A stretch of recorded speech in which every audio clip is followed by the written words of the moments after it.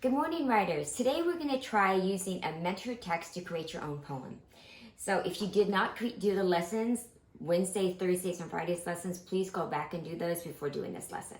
So last week we used an inspiring picture for you to create your own poem, and the words that you use impressed me. For example, Paul wrote, peaceful, he wrote, when the waves are so calm, peaceful like I can touch with my palm. I could actually see those calm waves and imagine him touching it.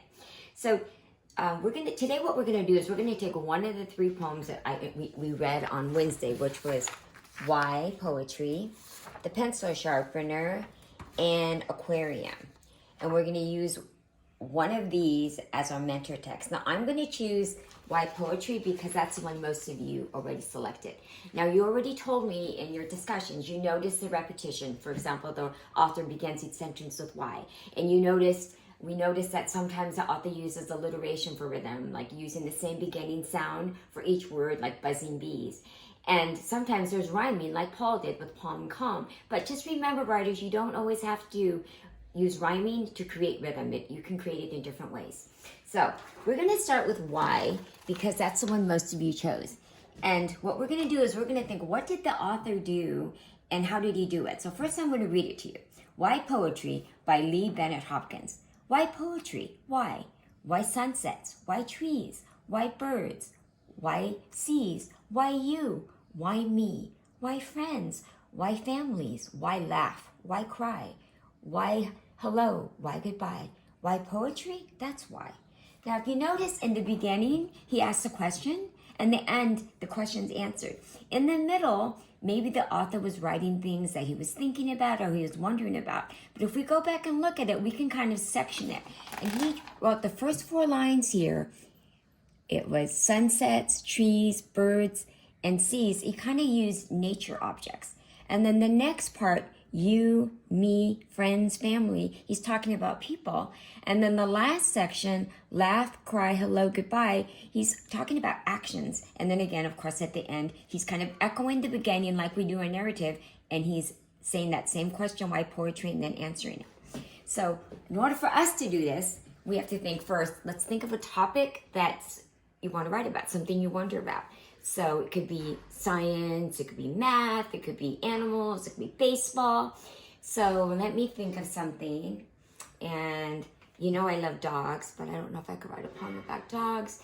And I don't like to clean that much. I don't want to write cleaning. But I do like reading. So maybe I'll start with reading. So I can start with why reading. That's easy to do. And that's going to be my beginning and end. So why reading? And this is what you'll do. You'll pick your topic and write it. And then we know at the end, and we're going to write why again, just like the author. And I remember your copies are in OneNote if you need them. At the bottom, I'm going to put the end because I know I'm going to end it the same way. And I'm sorry I'm writing sloppy, but I don't want it to take too much time here. Okay, so now my first section, I have to think of 3 sections. So I'm thinking, well, maybe the first section I can write about types of books, like why fiction? And then maybe why fantasy? And why mysteries? And why fables? And then the next section, let me think, we've been doing a lot of series writers. So what if we did like our series books, like why Magic Tree House?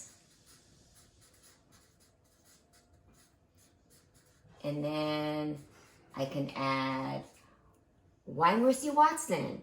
Why Henry and Mudge? Why Clifford? Then I need one more section here. Let's think, we've been working a lot with character traits, so maybe I could do like different kinds of characters, like why heroes? And then we know we have the people don't like why bullies? And then maybe why kings and why queens? Because I noticed in this poem, they did some opposites, like hello, goodbye. So that could be something you might want to try on if you feel like it. So now it's your turn to think, okay, what topic am I going to pick? You're going to use it at the beginning and end, and then think of 3 sections that have to do with that topic. Now remember, writers, we're doing this with why, but you can do this with any poem. You just want to pick a poem that speaks to you. You want to think, read it, think, what does the author do? How did he do it? And then you want to try it on.